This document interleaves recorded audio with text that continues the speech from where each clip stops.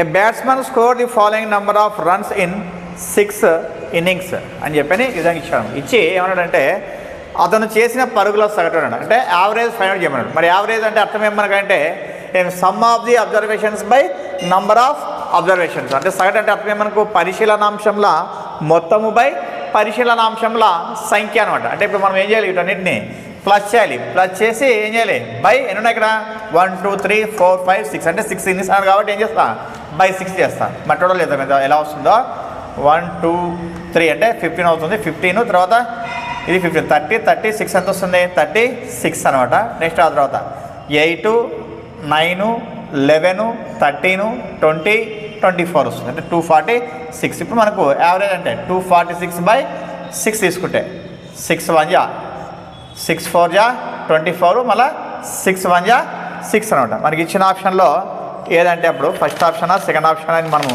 Check చేసామంటే second option is the right answer అనమాట.